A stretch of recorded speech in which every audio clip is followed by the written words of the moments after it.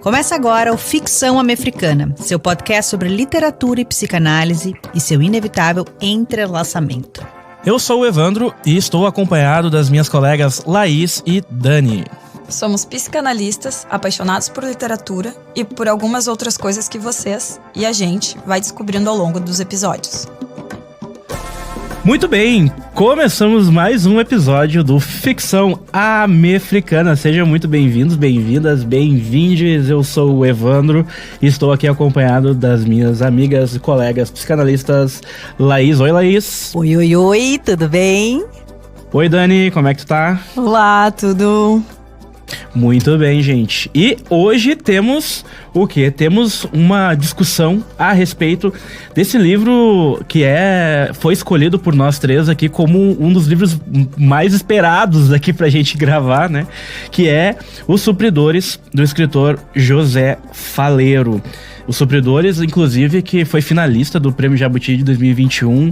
É um livro que rendeu muita discussão, assim, nesses últimos tempos, né? Um livro que levou muito tempo para ser escrito, né? Inclusive, o Faleiro conta que foram muitos anos para escrever esse texto, assim.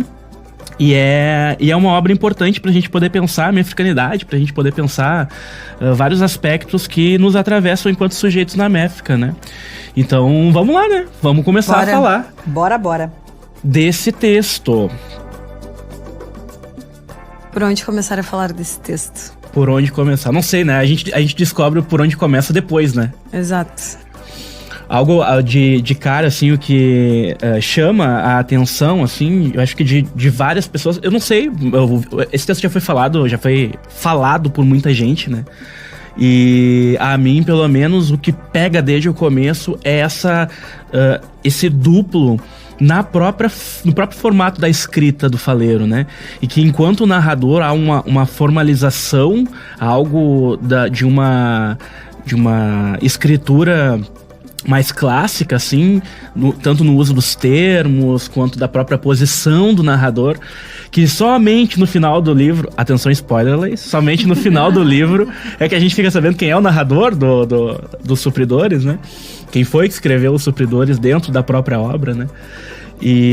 Mas ao mesmo tempo ele vai invertendo esse polo, construindo ali um formato narrativo a partir dos diálogos, que é muito mais perto daquilo que a gente tem chamado aqui como... A gente tem se apropriado, na verdade, desse termo que foi cunhado pela Lélia Gonzalez, que é o português. Então é uma literatura que coloca o português em jogo, mesclando com um outro formato narrativo. Então é muito interessante poder pensar como é que esse jogo linguístico vai compondo essa obra, né?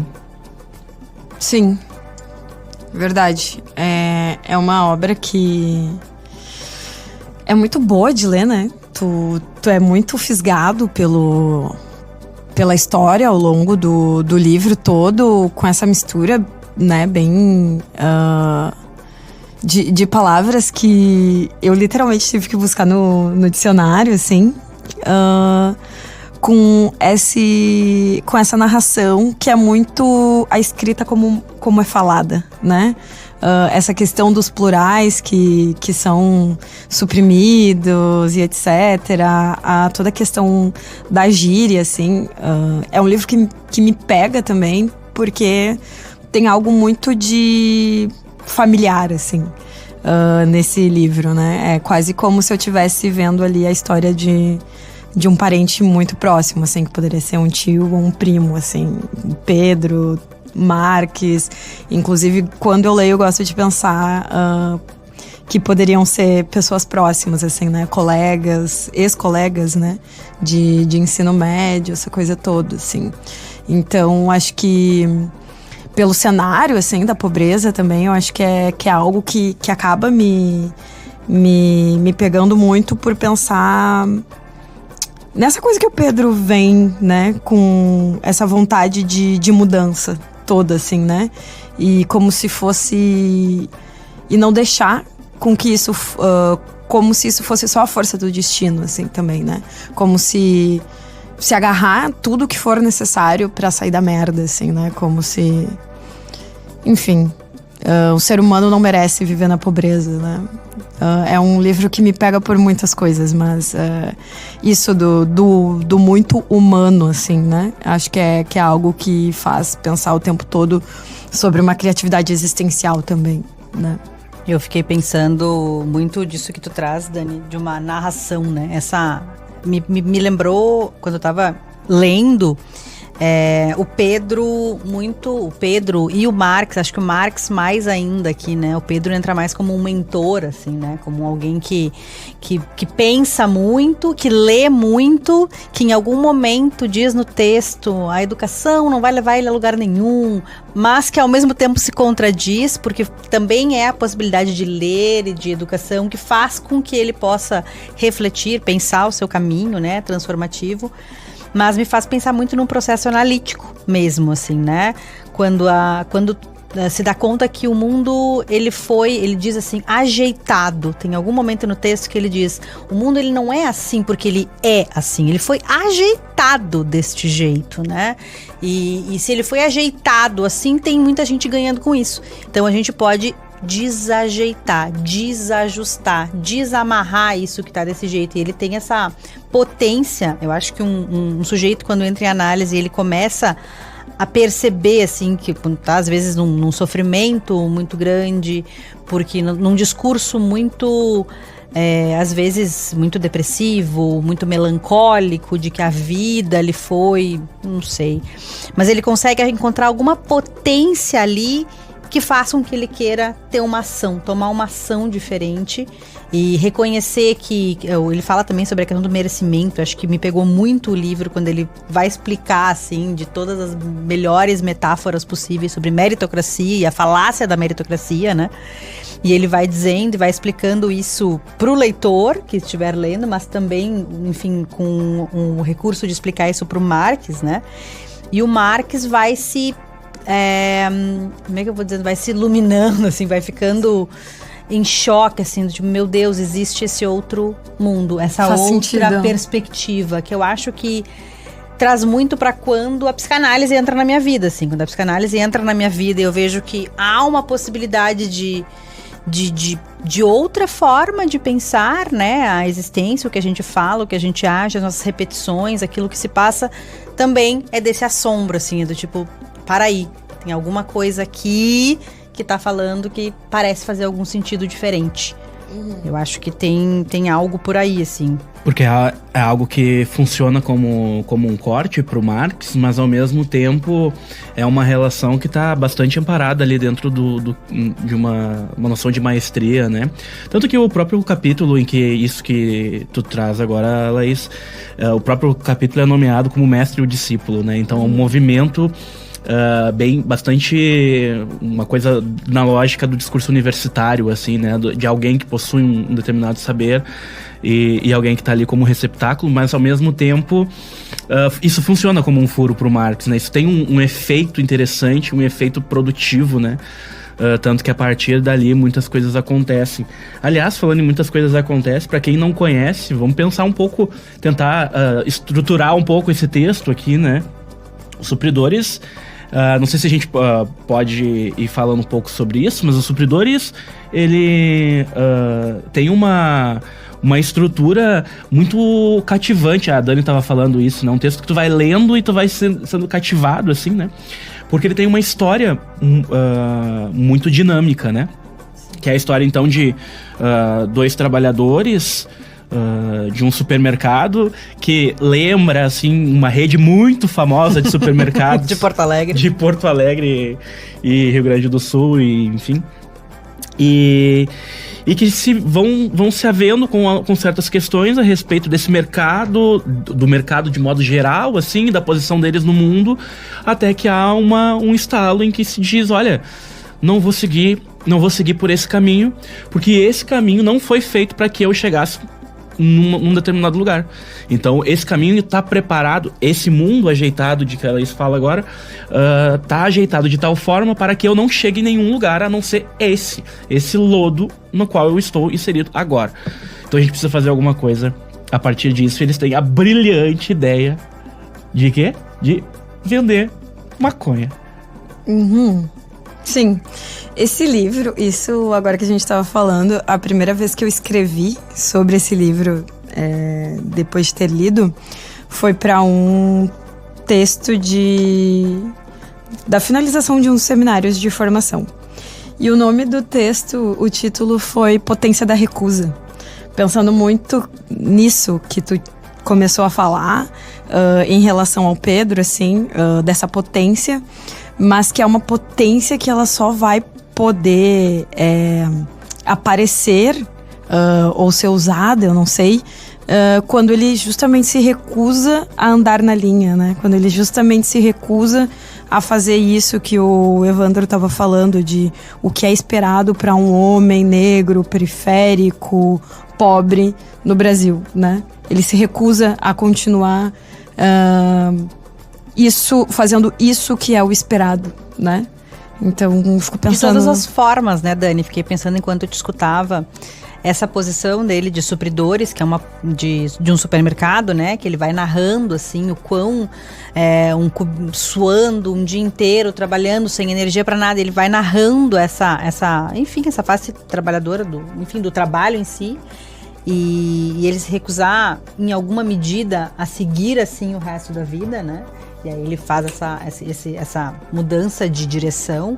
Mas antes mesmo disso, ele já tinha feito recusa, né? Que ele narra, eu acho que o irmão tinha ido pro, não sei, era com tráfico maior, com... Do Marx, daí. O irmão do Pedro. O irmão do Marx, que trafica cocaína e alguma outra droga também, que são drogas maiores, mais caras e também, digamos, num nicho de mercado mais violento, né? Isso, e os dois se recusam a entrar nesse lugar, porque sabem que a vida dentro desse meio é curta, né? E eles queriam algo diferente disso. E pelos efeitos dessa droga... nas pessoas. Com certeza. Né? Até porque aqui tem toda uma questão dos efeitos de uma maconha versus... enfim, né? Também não vamos entrar nessa discussão, eu acho. Mas tem isso aí. Entramos no nosso primeiro trecho, então, que pra gente já pegar um pouquinho dessa forma de narrar do Faleiro, que é tão genial. Que diz assim... Enquanto se arrastava de má vontade para o ponto de ônibus, subindo a Nova São Carlos, Pedro pensou consigo mesmo, mais uma vez, que tinha que dar um jeito de ficar rico. Essa ideia andava atormentando-o muito ultimamente, e ele já estava achando que jamais ficaria em paz se não realizasse o sonho. Seus bisavós tinham sido pobres a vida inteira. Seus avós tinham sido pobres a vida inteira. Seus pais tinham sido pobres a vida inteira. Até onde iria isso? Se era verdade que a riqueza, ou pelo menos uma vida digna, podia ser alcançada com muito trabalho e dedicação, então o que estava acontecendo? Ele tinha dado o azar de nascer numa família de grande tradição de vadiagem? Era essa a explicação para a pobreza em que vinha derramando-se seu sangue através dos tempos? Gerações e gerações de preguiçosos que mereceram as condições humilhantes em que nasceram e viveram? Não, claro que não. Todos seus ancestrais tinham trabalhado muito ao longo da vida. Tinham pertencido à classe social que mantinha a merda do país funcionando. E se sempre foram pobres, era porque devia haver alguma coisa errada. Então, acho que aqui ele vai como descortinando um pouco disso, né? Que é essa insatisfação, não sei que palavra dá para isso também, né? Essa angústia dele também, né? Existencial de... Será que é possível que isso exista mesmo? Será que todos que hoje não vivem nessa pobreza e nessa miséria é porque mereceram uma vida melhor? E se isso é verdade, será que eu mereço isso, não é? Será que é porque não trabalho? Eu trabalho de sol a sol todos os dias. Por que isso não muda, né? Essa, enfim, acho que percepção desse mundo como um lugar injusto e com uma potência de ação, assim, para o que eu posso fazer para que... Não sei. Mas, de novo, parece novamente uma cena analítica, né? Isso da pessoa se questionando o tempo todo e se havendo com qual é a participação dela nisso que está acontecendo. ao mesmo tempo também se havendo com isso que é de uma impotência, né? Enfim, né? Impotência e potência, né? Que eu tava falando da potência antes e da impotência. Eu acho que é uma coisa que mais pra frente acho que a gente pode falar um pouco mais, que é algo interessante de se pensar o quanto isso tá representado também nesses personagens bem masculinos, assim, principalmente no Marx, assim, me faz pensar nessa coisa da potência e da impotência, assim. Sobre essa dimensão da miséria, assim, é interessante porque há uma espécie de lugar comum para todos esses personagens, assim, né? Ainda que a gente tenha algumas nuances, muitas nuances e personagens muito bem construídos, assim, há algo que une esses personagens, que é, por um lado, essa posição, essa situação de miserabilidade e por outro lado, a inconformidade, mas parece que para o Pedro, o Pedro, que é esse personagem mais importante, vamos dizer assim, da obra, que é o cara que faz um movimento acontecer, né? E Pedro vulgo Cabide, né? Sméagol. O Sméagol, depois se vira Sméagol, né? Eu já ia dizer onde que vira Sméagol e ela ia brigar comigo. Eu não posso soltar nenhum spoiler nesse episódio. Não muitos, a gente já deu tantos. Tô me segurando. E aí, e aí eu fico pensando na própria dimensão poética, assim, que o Pedro traz. Porque a gente tem falado bastante da situação analítica, mas a situação analítica só é possível na medida em que, para o analista, é possível uma escuta poética, né? A escuta da psicanálise é uma escuta poética, e o Pedro tem essa verve poética muito acentuada. Tanto que ele consegue, inclusive... aí é uma coisa um pouco... Pedro e Faleiro se confundem, assim, um pouco na narrativa, por questões bastante práticas do próprio livro. Posso falar do spoiler, Laís? Vai. Laís permitiu. Tá permitido. Porque no fim das contas a gente acaba descobrindo que é o próprio Pedro, né? Que é o narrador dessa história no fim das contas. E quando a gente vai...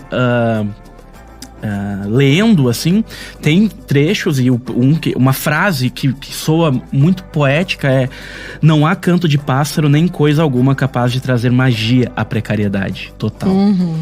Ou seja, é uma forma muito sutil e muito delicada de apontar uma problemática que é dilacerante para todos esses personagens. Quer dizer, quase como há um lugar onde, para entrar com a poesia, é necessário uma força sobrenatural, porque a precariedade é tanta que não há espaço. Não há espaço para que essa poesia possa entrar. Então, quando ela entra com um poder transformador tão grande, que é o que o Pedro traz, com uma função revolucionária. E ela entra por todos os poros, assim. Então, o Pedro, onde ele chega, ele inunda o lugar com essa dimensão poética da sua fala, que é, ao mesmo tempo, revolucionária. E acho que é isso que é interessante, porque em nenhum momento a gente olha para esse texto como um texto... Vamos pensar naqueles textos marxistas clássicos, assim, duros, sociológicos, etc e tal. E esse é um texto de divulgação do marxismo, assim, só que por uma lógica bonita, por uma lógica sutil e sensível. Então é muito interessante que, ao mesmo tempo que esse homem negro, ele é linha de frente, como o próprio Pedro se coloca, eu sou linha de frente, eu sou guerreiro, eu sou soldado. Um pouco como aquilo que o Brown diz, assim, né? O homem negro tem que ser soldado, não nos tirem dessa posição. Bom, o Pedro consegue ser soldado e ao mesmo tempo ser poeta. E acho que isso é muito interessante também. Mas ele é negro? O Pedro? Eu acho que sim. Acho que não vou agora grandes questões encontrar aqui o trecho, assim, porque mas ele tá nomeado. Comentou e eu fiquei pensando assim, eu tomei ele como negro, mas eu pensei, por que eu tomei ele como negro? Em algum momento ele fala que ele é negro, diz que ele é pobre, né? Não, mas eu acho que tem. Agora, não sei. Agora não sei. Não sei se tem essa. Não sei se tem essa marcação, né? Porque vários dos personagens são racializados, né? Vários personagens são racializados. É o alemão, que a gente consegue perceber quem é. O velho, ele tá nomeado como um Pele de branco. Trigo. Hã? Pele de trigo. Pele de trigo, exato, tinha esquecido dessa. eu achei poético o Pele de Trigo, então por isso eu guardei também, pra pensar num... Eu fiquei pensando numa coisa meio parda, assim, né? Um Pele de Trigo. Mas eu fiquei pensando nisso, o Pedro acho que não se racializa. É uma boa pergunta. Isso é interessantíssimo. Mas enfim, pra gente continuar pensando, né? Pra ver como é como no discurso, baita de um texto. né? Exato, né? Como é no discurso essa questão racial também, né? Como Exato, tá no discurso. Exato. Eu peguei mais um trecho que eu tava pensando aqui, do lugar do analista, né? Já que a gente tava falando de uma análise, assim, nesse lugar de suposto saber, assim, que o Marques, que é esse supridor que também trabalha com o Pedro, que a gente acaba se afeiçoando por eles ao longo da narrativa. Eu tava aqui já, melhor amiga deles. Trabalhando com eles. Trabalhando com eles já lá, né? Mas o Marques, então ele tá lá com o Pedro numa conversa e o Pedro diz assim: qualquer um pode ser mestre de qualquer um, Marques. Cada pessoa é um poço de conhecimento, tá ligado? Eu tenho certeza que tu sabe um monte de coisa que eu não sei. Tu sabe tanta coisa que eu não sei, que um de nós ia acabar morrendo antes que tu tivesse tempo de me ensinar tudo que tu sabe e eu não sei. Então, olha, não é a quantidade de conhecimento de uma pessoa que faz essa pessoa virar mestre de outra. O que faz uma pessoa virar mestre de outra é quando, de algum jeito, o que essa pessoa tem para ensinar é importante para outra aprender. E aí ele diz assim: sim, então tu acha importante que eu escute tudo que tu fala? E ele diz: não, eu não acho importante. É claro que eu gosto de ver que tu presta atenção no que eu digo. Mas se tu não prestasse, o que eu ia fazer? Um monte de gente não tá nem aí pro que eu digo. Tem gente que pensa até que eu sou um louco por causa do que eu digo. Mas tu não, tu presta atenção. Ou seja, é tu mesmo que acha importante o que eu digo. E na verdade, eu até imagino porque tu acha importante o que eu digo. E aí eu fiquei pensando muito assim que é muito diferente de um processo analítico, porque o analista não vai se supor mestre, não é o discurso do mestre que está em jogo, né? O analista não está ali para dar uma aula para o analisante, ele está ali para escutar, né? Mas no início de uma análise, assim, tem esse suposto saber, vai ter ao longo da análise, né? O suposto saber, então o analisante está ali escutando, né?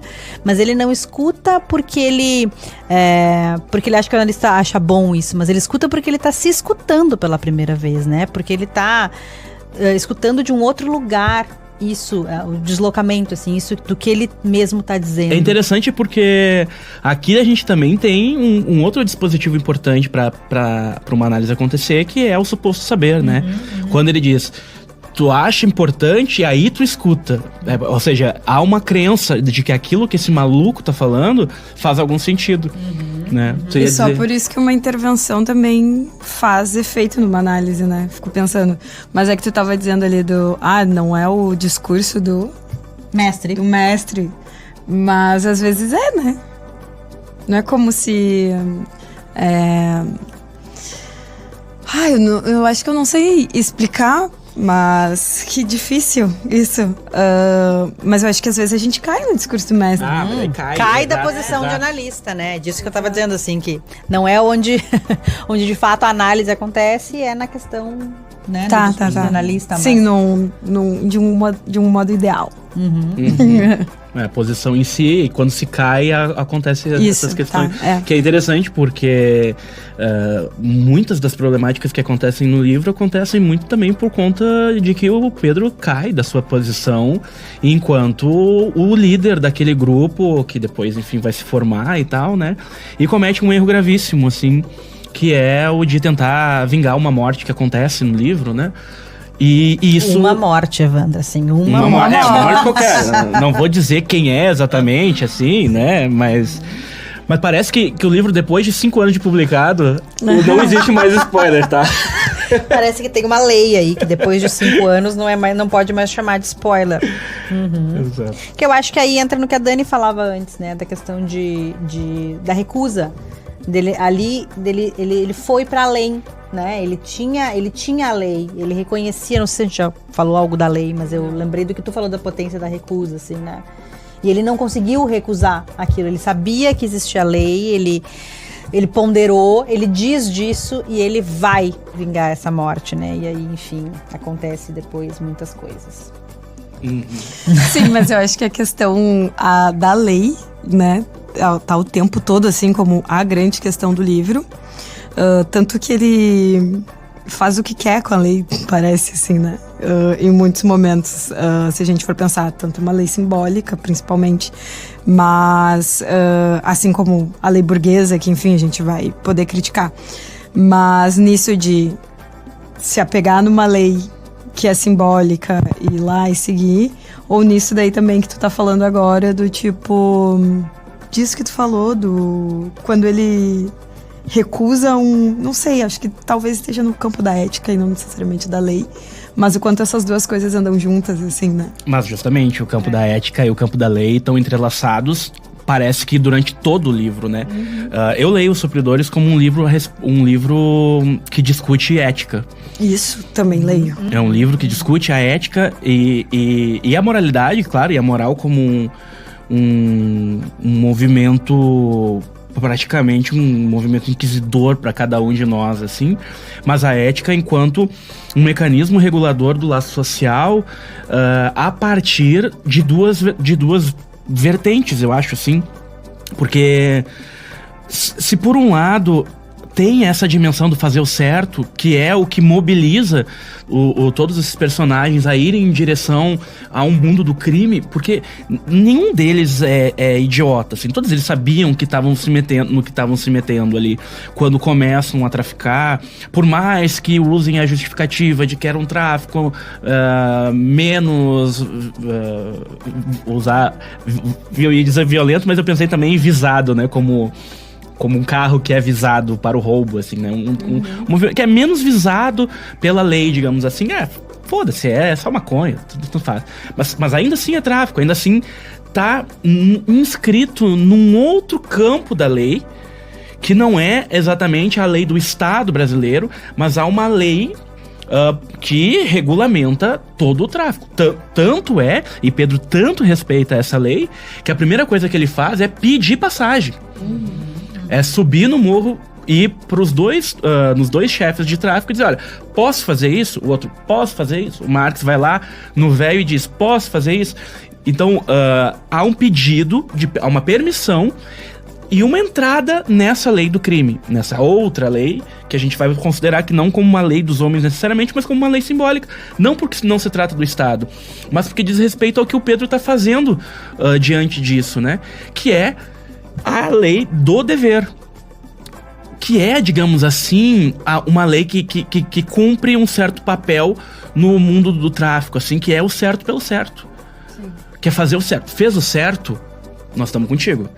Não fez o certo, o papo é torto. Se o papo é torto, meu amigo, já era. Eles vão te avacalhar. Vão avacalhar, vão te chinelhar. Então, assim, tem uma dimensão aqui do que é, e isso tá, pra mim, a genialidade desse texto também tá aí, assim. Isso tá diluído no texto, mas no fim das contas isso remete a uma lógica do pensamento ocidental, secular, que vem de Immanuel Kant, que é a ideia do imperativo categórico e da ética do dever, da deontologia, etc e tal. Só que isso se contrasta exatamente no momento em que o Pedro diz assim, não, tá na hora de sair. Tá na hora de parar com isso. Só que ele não pode parar, porque alguém precisa dele, então ele tem que fazer o certo. E aí ele se vê num grande dilema ético do livro, que é, eu faço o certo pelo certo, como diz a deontologia, ou eu faço aquilo que é da ordem do meu desejo, aí tá no campo da psicanálise, como aquilo que diz respeito ao desejo como propulsor do movimento do sujeito, né? E nesse embate ele enlouquece. Nesse embate é que a culpa chega como um fator desestabilizante pra ele, né? E ele cai porque se trai, né? Trai o seu desejo. Ele cai porque se trai. Exato. Sim, tu dizes ali quando acontece... O que acontece? Quando ele vai vingar enfim, a morte. De quem? daquele amigo.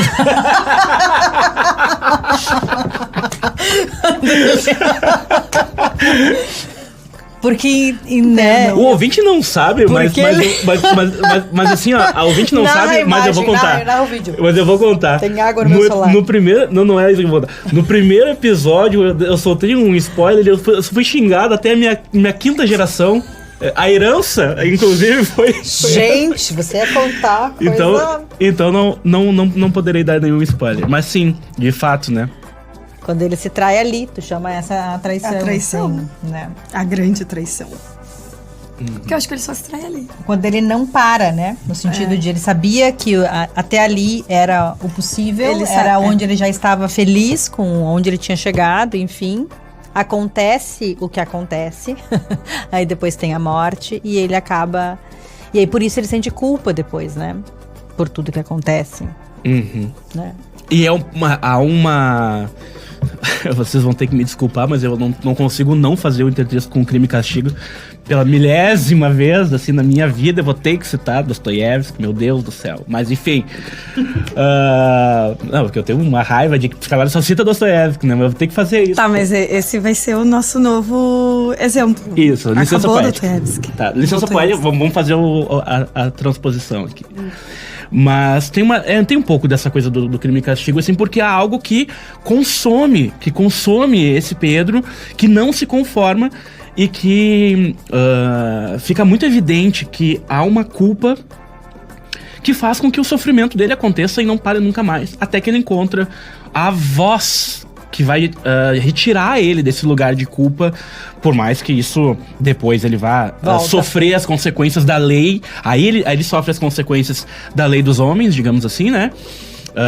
Mas antes disso, ele se encontra com esse sujeito que tem uma voz de uma voz analítica, assim, uma voz de grande outro, que vai fazer um efeito gigante nele ao fazer essa metáfora da sopa, né? É isso, então acho que essa é a grande citação do podcast, terão outras talvez, mas essa é a das grandes, a baita citação, que diz assim: daqui pra frente, todo santo dia eu vou lembrar dessa tragédia que eu causei, e não vou me perdoar por isso. Mas quem falou em esquecer? Quem falou em se perdoar? Olha, minha mãezinha não me falou tudo. Muita coisa que eu sei hoje, eu tive que aprender sozinho. E uma das coisas que eu aprendi sozinho é que a sopa nunca fica pronta de verdade. A sopa só fica pronta quando tu morre. Parecendo satisfeito consigo mesmo, o velho botou as mãos nas cadeiras, lançou os cabelos para trás e com um gesto de cabeça e ficou sorrindo para as estrelas. Isso a minha mãezinha esqueceu de me ensinar. Talvez nem ela soubesse. A verdade é que tu passa a vida toda em volta da sopa. A porra da vida é a própria sopa. E assim tu vai preparando e experimentando, preparando, experimentando, preparando e experimentando. Tornou a olhar pro Pedro. Então, meu gurizinho, se tua sopa tá salgada demais agora, eu te aconselho a parar de botar sal, antes de mais nada. Para de botar sal e bota água. Depois pica umas batatas e joga ali. Bota umas cenouras também. Chuchu, abóbora, macarrão, sei lá. Vai botando as coisas que tu gosta, entendeu? Não adianta. Se tu botou sal demais, tá botado. Não tem como tirar. Tu só não pode esquecer uma coisa. A sopa só fica pronta quando tu morre. O melhor que tu faz é dar um jeito de fazer a sopa ficar gostosa, para não ter que passar o resto da vida comendo ela assim como tá. Incrível. A questão da culpa é que ela tá tão... Tu viu que eu deixei só um pedacinho do spoiler ali, né? Eu vi. Falei que tinha uma tragédia ali, agora vão querer ler, entendeu? Quem Claro. não leu os Supridores vai ler os Supridores. Esse é o entendeu? objetivo. Essa é a ideia. Mas a questão da culpa também diz bastante dessa posição estática do sujeito que comete um equívoco diante da vida e que isso, enfim, tem as suas consequências, que nesse caso aqui são consequências absolutamente terríveis, né? De uma tragédia sem precedentes na vida desse cara, que era justamente aquilo que ele não queria que acontecesse e tudo mais. Mas é muito interessante que esse personagem, o velho, ele consegue sintetizar muito bem toda uma outra forma de pensar a relação do sujeito com o seu erro e com os seus furos, né?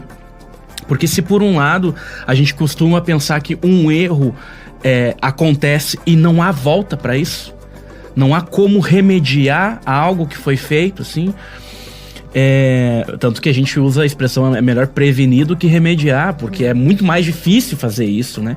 E de fato, é difícil mesmo, mas é difícil, não é impossível, né? Exato.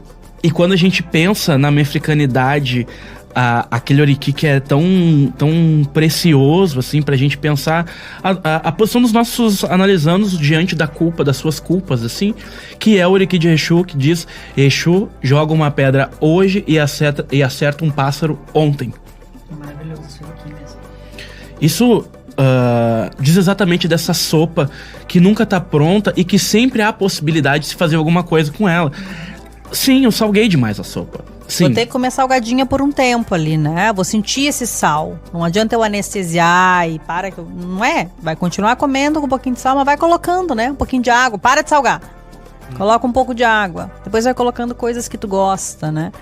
Então, desculpa te interromper, mas é desse... Mas isso também é interessante porque, no fim das contas, isso quer dizer que não há erro que seja irremediável, vamos dizer assim, né? E que todos os movimentos que a gente faz podem ser revertidos.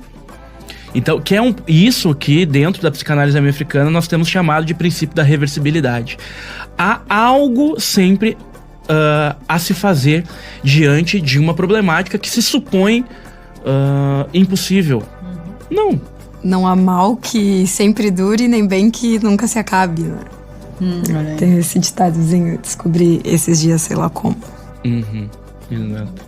Então, aí a gente se defronta com esse Exu, que por mais que tenha, aí também pensando em outros titãs, né, por mais que ele tenha comido tudo e a todos, inclusive a sua própria mãe, em algum momento ele devolve.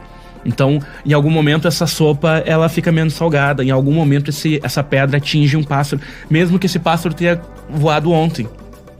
Há uma possibilidade. Há essa possibilidade que muitas vezes, analisando, chega e diz assim: meu Deus, minha vida acabou. Acabou.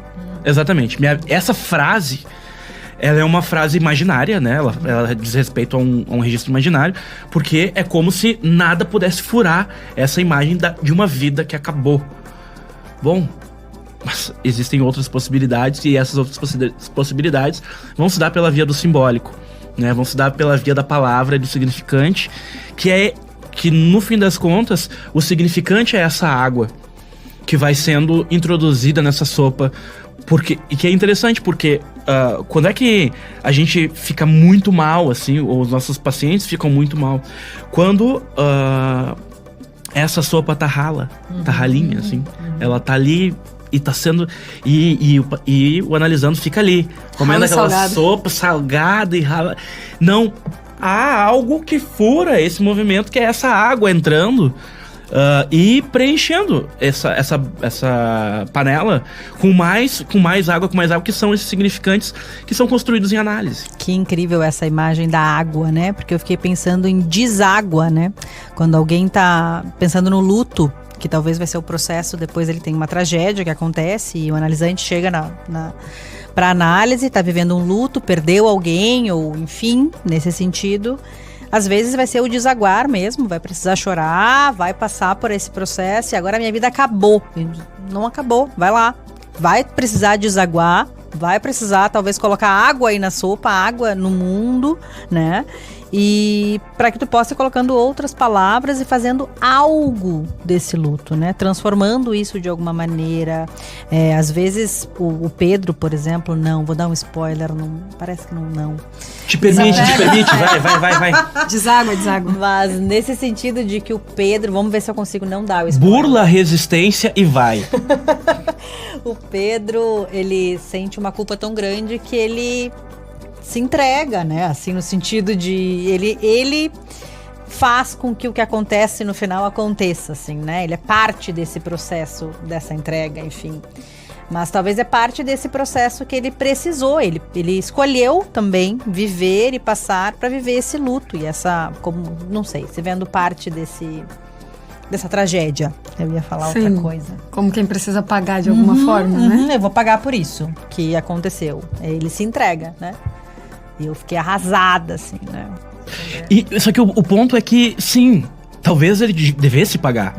E não ia conseguir superar isso sem que esse pagamento acontecesse. O problema é como pagar. E pra quem pagar? Pra onde isso é endereçado? Porque é um pouco aquela coisa do Homem dos Ratos. Assim, eu pago pra esse, mas na verdade tinha que ser pro outro. Então, pra quem que eu tenho que devolver isso que eu sinto que tá comigo, mas não é meu? Porque como é isso, ele acaba tirando a vida de alguém importante. E ele sente que foi ele que fez isso e precisa devolver pra alguém. Só que... Ele nomeia como se ter sido ele, né? Na verdade, enfim, é a narrativa que ele pôde fazer, né? Sim, porque ele tá envolto nessa discussão de ética entre o que ele deveria ter feito e o que ele desejava ter feito. Aí que tá a culpa, porque a culpa vem de onde? Vem de ceder do seu próprio desejo. Então, a culpa verdadeira é essa, né? Pelo menos até onde Lacan foi. Então, quando ele se coloca diante desse duelo, que é também um duelo, dessa luta, que é também um luto, ele entra em parafuso. Ele entra em parafuso e só vai encontrar descanso numa espécie de autoflagelo, né? Porque se ele se entrega é justamente porque ele sente que precisa ser punido. E que é uma lógica extremamente problemática, assim. Capitalista. Cristã, capitalista, mas muito cristã, assim, né? E uma lógica que poderia ser superada, né? Que precisa ser superada, inclusive na minha africanidade. Um lugar onde esse formato de culpa e autoflagelo, enfim, nos assola brutalmente. Fiquei pensando que nessa culpa tá muito envolta daquela ideia da dívida impagável, né? Sendo esta dívida que é impagável, né? A dívida por ceder o seu desejo que seja, ceder do seu desejo que seja, quais são as saídas que essa, vamos dizer, esse analisando vai encontrar, o Pedro aqui como nós analisando, né, vai encontrar para supostamente pagar essa dívida que jamais poderá ser paga, né? Sim. Uma dívida que seja, lidar com isso de uma forma que seja a favor dele, né? Ali não foi nem um pouco possível, mas acho que dos livros que a gente vem lendo e pensando nisso que a gente tem construído enquanto teoria de americanidade, é importante ver outras saídas mais positivas a favor, né? Não consigo pensar em nenhum personagem agora, mas acho que é algo importante de se pensar também, né? Porque ainda há... como é que eu posso dizer? O imaginário, a construção narrativa ainda tá nisso que o Evandro acabou de falar, do cristã, e uma coisa que precisa ser superada. Que é o discurso dele, né, ao longo da obra, enfim, né, que é o que, não sei, assim, agora pensando o Pedro como alguém que não é um analisante, né? Mas assim, um Pedro que conversa ali com o velho nesse final, que é desse trecho que foi lido, né, da sopa, da metáfora da sopa, e isso foi depois, foi antes do que aconteceu, né? Foi um pouco antes. De vários desse mistério que fica sobre o que aconteceu com Pedro. O que aconteceu com ele. Mas é uma... Que o Pedro não seria analisante. Isso que a Dani estava falando antes a respeito da culpa cristã e, enfim, essas outras questões que se formam nas adjacências disso, me ocorreu que há aqui também uma relação, enquanto tu falava, né, Laís, que o Pedro não é um analisante, mas ao mesmo tempo, por mais que ele não seja um analisante, ele exala sintoma por tudo quanto é lado. Exato. Assim, né? É um troço impressionante. E a gente consegue escutar esse super-eu aqui.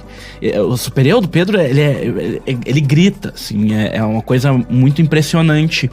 E justamente porque parece que esse super-eu na mefricanidade, pensado como uma versão desse super-eu clássico da psicanálise, que nós viemos chamando, portanto, de super-europeu, como um sintagma, né, que junta o super-eu clássico com uma imposição do sujeito à europeidade, ou seja, uma adequação do sujeito americano ao formato ético e um formato, inclusive, de posição diante do laço social desse sujeito americano, que tenta o máximo possível se assemelhar e ser como um europeu, assim, a entrar no jogo da europeidade.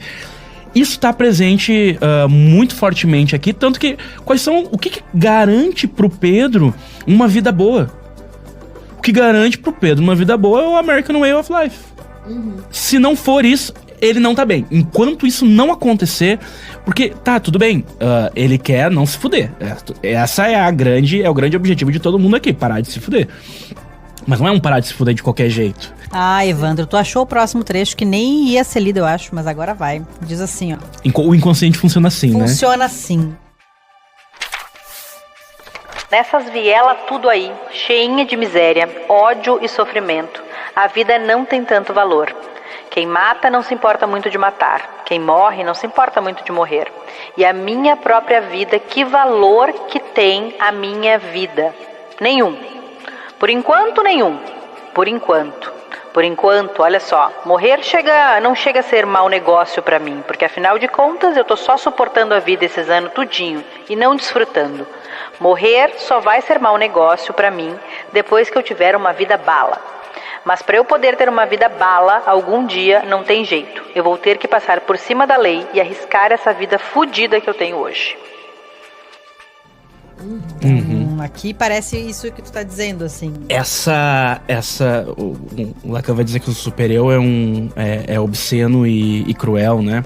E feroz, na verdade. Obsceno e feroz. Mas também é cruel. Há uma crueldade consigo próprio de um super-europeu que tá exatamente nesse trecho. Minha vida não vale nada, né? No sentido de... se eu morrer, como se de fato, né, isso fosse... se eu morrer, só vai ser importante se eu morrer o dia que eu tiver uma vida bala, porque a minha vida é... E o Pedro diz isso. Mas há outros personagens que demonstram isso no ato e justamente... eu não tenho muito como não entrar nisso. Como é que eu vou falar isso agora? Tem um personagem que faz isso. O Pedro não faz isso. Exato. Mas há um personagem em que, justamente por não conseguir transformar esse sentimento, entre aspas, né? Ou seja, essa formulação, esse pensamento que está formulado numa lógica tão imaginária, por não conseguir colocar palavras o suficiente para simbolizar isso, né? Ou seja, por não ser atravessado por uma cadeia significante diferente e que o possibilitaria ir por outros caminhos, acaba morrendo, né? Ou seja, cumprindo com o destino que lhe foi imposto por uma regra moral e, portanto, internalizado, comido como super-eu. Então, eu acho que poderia falar. Mas o meu super-eu, que se chama Laís e que tá aqui, não me deixa falar. E eu tô tentando. Eu juro pra ti que eu tô tentando. Acho que isso, inclusive, torna mais interessante a discussão, assim, né? Dani, fala pra gente. O Pedro em si, ele fala isso, e eu acho que é aquele sujeito que vai chegar na análise, ele busca uma análise, né? Ele começa a falar que a vida dele não importa, mas assim, de alguma maneira, um analista vai dizer, importa? Tu tá aqui? Tu fez um caminho, né? Tu fez uma ação de vir buscar ajuda. Então, de alguma maneira, tu entende aqui, tu percebe que valor, importa, né? Tu tem valor à tua vida, porque senão tu não tava aqui. Né? Então, às vezes é uma interpretação disso, de a tua vida vale, senão tu não estava pensando numa forma, não estava valorizando e percebendo todo esse valor que tu tem. Ele percebe o valor que ele tem, né? Ele vai falando depois de tudo que ele sabe, que estuda, que ele pensa, que ele gostaria tirar as pessoas dessa situação fodida de vida, né? Então, assim, todas essas esses sentidos que ele vai encontrando na vida, ele tem, mas aqui ele diz, que valor tem a minha vida? E aí parece que ele tá perguntando, né? Me diz alguma coisa. Tá perguntando pra um grande outro que não responde nunca que valor tem a vida dele, porque a única resposta é não tem valor nenhum. É o que ele pode escutar, né? E é o que esse grande outro branco diz, ou esse grande branco diz, que a tua vida não tem valor mesmo. E é isso que o sujeitinho consome em formato de super europeu, de que a minha vida não tem valor, e que eu vou precisar construir um valor que não é meu, que não é dos meus, que não é de ninguém, porque todos os outros que vieram antes de mim eram tão fodidos quanto eu, significa que a vida deles não tem valor também.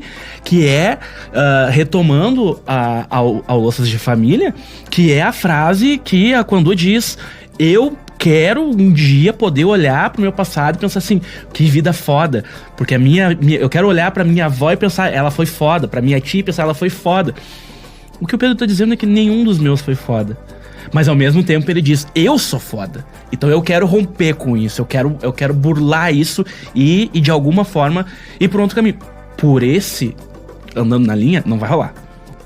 E que na verdade, né, Wanda, agora tu pegou a Quandu, e aí lembramos do Oriki de novo, do pássaro, né, do Exu que joga pedra hoje e acerta o pássaro de ontem. É esse conhecimento, é isso que ele fala mesmo da meritocracia, quando ele diz que é claro que os seus não alcançaram, né, não sei, como ele chama, né, uma vida mais digna, assim. Não foi porque não trabalharam ou porque não mereceram, mas reconhecendo essas injustiças e enfim, o racismo estrutural da sociedade, a falácia da meritocracia, reconhecendo como opera esse sistema, que ele pode olhar pra trás e dizer, não é que os meus não foram fodas, é que tinha um mundo muito pesado para que se pudesse, não foi arquitetado para que eles pudessem alcançar algo. Então eu acho que aqui também tem algo que me lembra um pouco da psicanálise americana, que é disso que a gente fala, né? Que não é negar que sim pensar qual é a tua participação nisso que tu reclama, nisso que tu te queixa, mas é reconhecer que em que sistema se vive. É reconhecer que nós estamos em Améfrica, que ainda existe racismo, que existe, enfim, todas essas questões que estamos trazendo do social, né? Então, o analista reconhecer isso, né? E que por isso é importantíssimo a gente pensar em territorialidade quando a gente está pensando em clínica, né? Em como que a gente vai escutar essa pessoa que chega no consultório, né? Totalmente diferente de um contexto europeu e burguês ao qual a psicanálise foi fundada, né? E que também, né? E difundida, né? E que às vezes é também da gente se apropriar disso, né? E pensar, não sei, quem é o sujeito que a gente está escutando, né? O sujeito inconsciente, onde que ele está, qual é a territorialidade dele, né? Não é dizer, não sei, fiquei pensando da importância dos marcadores, assim, sociais também, né? Pra gente poder escutar e ajudando esse sujeito, esse analisante a não, como é que a gente vai dizer, a não retraumatizá-lo, né? Não dizer que sim, como se fosse uma besteira aquilo que ele sente. É reconhecer que aquilo que ele sente realmente faz parte de um sistema opressor. E, bom, apesar disso, por que lado será que a gente consegue andar, né? Por onde será que tu consegue enxergar uma potencialidade em ti e conseguir andar apesar de, né? E ao mesmo tempo é um movimento sutil e muito difícil. E muito difícil quando se está fora também dessas discussões, assim, por isso que a psicanálise americana nasce da própria literatura, assim, e a gente começa a estudar ela pela literatura, assim, e por isso que o Ficção Americana é um podcast sobre literatura, principalmente, não sobre a psicanálise como a psicanálise, não, o entrelaçamento dessas coisas, né? Porque aqui a gente encontra tanto essa dimensão do não te culpa tanto, quanto, mas isso que tu tava falando, Leis, tu também tem algo com isso, também tem a ver com isso, que não é porque com um amigo a gente vai dizer, né? Pra um amigo a gente vai dizer, não, pô, cara, que isso, não, mas não é assim, é que tu não teve um papel tão forte, assim. Vai culpar só o outro, né? E o analista vai dizer, tá bom, tu cometeu um erro, sim. Foi errado, foi um erro porque isso te trouxe problemas e foi um equívoco, vamos trabalhar a partir disso. Agora, Tu não é o único aqui e, principalmente, tu não é o responsável por tudo isso que tá acontecendo.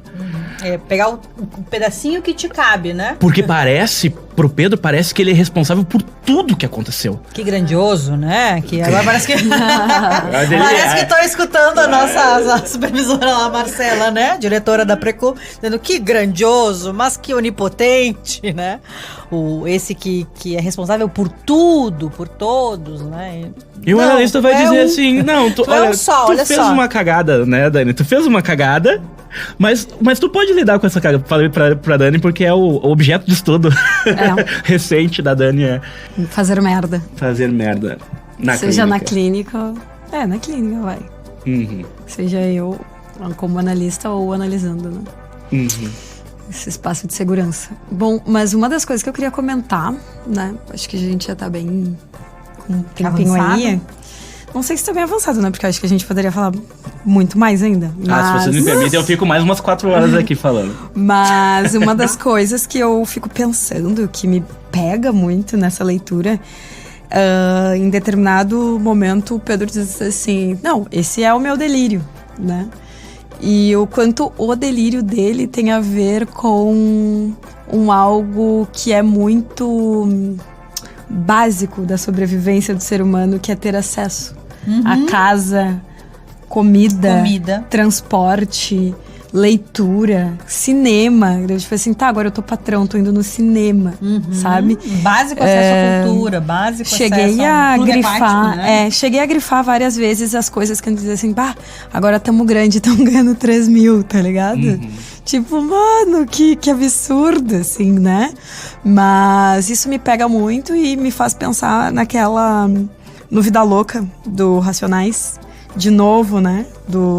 Às vezes eu acho que todo preto como eu só quer um terreno no mato, só seu, sem luxo, descalço, nadar no riacho, com fome.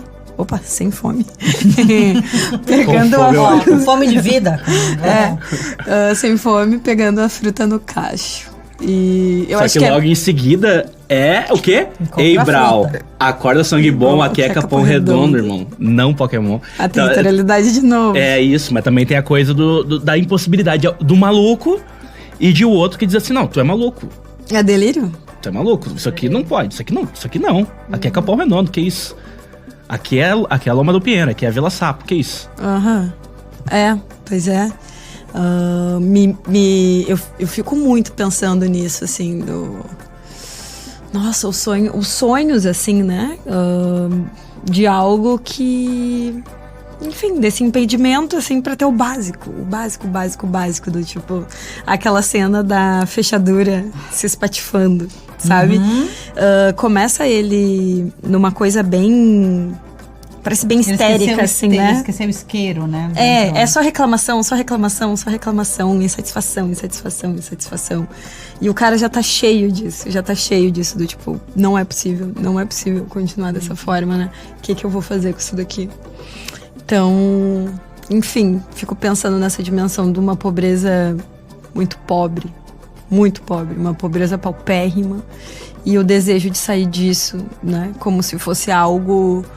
impossível, quase. Eu acho linda essa parte que diz assim, Marx agora estava pensativo, porque o Pedro é esse que conta, né, que vai abrindo, descortinando esses olhos do Marx, né, pra essa nova percepção, assim, né, perante a vida. Então ele diz assim, no texto, né, Marx agora estava pensativo, por fim conseguindo vislumbrar o ponto de vista que Pedro lhe apresentava. E sentia um frio na barriga, pois chegava a assustá-lo aquela límpida e inesperada percepção de que na vida inteira nunca fora capaz de se dar conta de que havia coisas tão mal explicadas na natureza da pobreza e da riqueza. Então, que é sobre isso, né? Esse... Caralho, o que é isso que a gente tá vivendo, né? Que percepção é essa? Como... E aí, a gente que tá lendo aqui de um outro lugar, a gente pensa, eles queriam ganhar R$1.000, assim. Eles vão falando sobre... Eles vão trazendo eles vão, como é que a gente vai dizer, nomeando isso que eles chamam de riqueza, né? A gente vai parar com o tráfego, em algum momento do livro ele diz, né? Quando a gente estiver grande, quando cada um estiver ganhando uns 10 mil, a gente vai parar com isso, grande. Então, assim, né? Que é bastante dinheiro, pensando a sociedade em que nós estamos, enfim, isso aqui em 2009, né? Mas, assim, ele não tá pensando em fortuna, nem em milionários, ele fala, inclusive, né, sobre isso, os milionários, e que essa ideia, né, de que se é justo, ninguém vai ficar rico, né? Ele vai falar muito da questão da mão de obra, né? Mas desse lugar, o que ele está pedindo é isso, né? E aí acho que desse lugar trabalhador, desse lugar do Pedro, que a gente consegue se afeiçoar, assim, a ele, vai pensando... Tomara que ele consiga. Uhum. Porque também tem um pouco daquela questão que a gente falava em outro episódio sobre a denúncia e a narrativa, que não é exatamente uma denúncia, mas uma possibilidade de pensar a subjetividade por uma outra via. Porque aqui é isso, assim, no fim das contas, o que eu tô lendo? Eu tô lendo qual é o outro lado da história da lei. A história da lei é o bandido e o mocinho. O mocinho acaba sendo esse representante da lei, e o bandido é o cara que eu só quero saber quando ele tá atrás das grades. Uma hora ele vai pra lá. E aqui a gente consegue... Ou morto, né? Ou morto, de preferência, né? Na maior parte dos casos, o discurso é esse. Então, e a gente consegue pensar por uma outra lógica, que é um pouco uma provocação, assim, do autor a respeito de vocês que nunca pisaram no barro, saibam como é. Isso é muito... Transporta pra lá, né, assim. Exato, e te faz pensar assim, tu vê, né? São pessoas. É esse cara que eu quero que morra, são pessoas. Eu nunca tinha pensado nisso. Nunca tinha pensado que quem sabe... Porque, e mesmo pra quem vem de lugares muito parecidos, assim, né? Como é o meu caso, por exemplo, que em algum momento eu nunca tinha pensado nisso. Como o trecho que me ocorre agora é o momento em que o Pedro dá uma dura né? O Pedro e o Marcos arrebentam a pau o seu Geraldo. Sim. E diz pra ele, tu vê, e se eu te matar agora, eu vou pra casa, vou tomar um café e vou dormir. Como se nada tivesse acontecido, pensando que eu fiz o bem. Meu Deus, mas aí tu fica, que horror isso que ele diz. Pois é, mas se fosse o contrário, tu ia chamar a polícia, eu ia ser preso, passar o resto da minha vida na cadeia, morrer provavelmente, e tu ia pra casa dormir pensando que fez o bem. A gente é igual. Isso escancara a brutalidade que das próprias relações, e que tá o quê? Encoberta pela noção de civilidade. Sim. Um é civilizado, o outro é marginal. Mas no fim das contas, a violência, ela tá atravessada numa guerra que não tem fim, e que tá amparada. Essa própria guerra tá amparada por uma ética que não tem cabimento algum. Por uma moral. Por uma moral, exatamente. Sim. E... Sim. Bah! E agora o que dizer depois disso? Bom, agora é a hora do corte, né? Bah, mano, eu achei maravilhoso, cara. Maravilhoso mesmo, tá ligado? E eu... Tá ligado? Não é todo o bagulho que eu tenho vontade de participar, tá ligado? Que eu falei ali pra ti, pô, por que não me chamaram, né? Eu tava ouvindo, eu tava achando foda e queria estar junto ali. Tá? Tem coisa que eu não queria estar junto, aquilo ali eu queria estar. Achei que é uma proposta muito massa, tá ligado? Esse diálogo com a psicanálise. E aí eu acho que eu tinha coisa que eu podia contribuir, né? Tá ligado? Se eu tivesse ali. Eu te falei uma ali, né? Que era o lance da racialização. Mas tem um outro bagulho também que é o seguinte, tem um negócio que eu queria trabalhar nos supridores, tá ligado? Que tem a ver com psicologia, claro. Eu não sou psicanalista nem nada, não entendo disso, mas tem a ver, assim, uma coisa que eu queria trabalhar, que é o seguinte. O Pedro, no início da empreitada dele, ele quer o mínimo, tá ligado? Ele quer o básico lá e tal. Não é... Tipo assim, porque tem uma hora que vocês debatem ali, tipo assim... que podia ser uma mentalidade eurocêntrica, né? Eu acho que é, né? Tipo, vocês chamam o super-eu, né? Acho que seria o super-ego. Eu não conhecia esse termo de super-eu, e aí vocês chamam de super-europeu, ainda por cima. Eu achei maravilhoso isso. eu acho que de fato ele nos atormenta a todos, tá ligado? Mas a ideia do Pedro era não passar fome, assim, tá ligado? Tipo, ela não tem uns perrengues, assim, que são muito bizarros, né? Tipo, da fechadura ali, passar frio, mano, tá ligado? Passar frio é inacreditável, porque tu tá num lugar que sabidamente faz frio, há milênios que faz frio aqui, tá ligado? E não se conseguiu dar um jeito nisso, as pessoas passam frio, tá ligado? As pessoas passam fome, as pessoas passam calor, tá ligado? Tipo, mano, assim, essas coisas, assim, ele queria escapar disso, assim, dessas coisas absurdas da precariedade absurda, né? Mas olha só uma coisa, na medida que as coisas vão melhorando, eu queria trabalhar essa ideia de, bom, até que ponto que a reivindicação de uma pessoa é essa mesmo, assim, de acesso básico, né, dignidade básica, em que momento nesse grande espectro, assim, tipo, dessa linha para lá, aí já é consumismo, já é capitalismo, já é o pensamento de acumulação, já é, sabe? Onde é que termina um e começa o outro? Em que momento, sabe? É quando ele estiver comendo presunto já? Aí deu? Ou então ele ainda pode sonhar com um carro confortável, uma casa confortável, de repente mudar de bairro, um bairro diferente, com mais acesso, sem vala de esgoto e tal, né? E aí acabou? Ou ele pode querer ir morar fora do Brasil, por exemplo, fazer viagens de avião? Tipo assim, eu acho que todo mundo consegue intuir isso, que a gente consegue olhar os extremos, assim, a gente consegue ver o que é absurdo, a precariedade absurda, a gente consegue ver o consumismo absurdo, os extremos a gente consegue ver. Mas quando a gente olha pro meio desse espectro, a gente não acha a fronteira de onde um termina e o outro começa, tá ligado? Então eu queria trabalhar essa ideia de que em algum momento ele se perde nisso, não só ele, mas como os outros também, tá ligado? Tipo assim, de coisas que não são mais necessárias, tá ligado? Que já é uma coisa, assim, de abuso, né? Esse podcast conta com o apoio e fundamental abraço da Aprecu, Psicanálise e Poesia, e foi gravado no Estúdio Toca do Morro.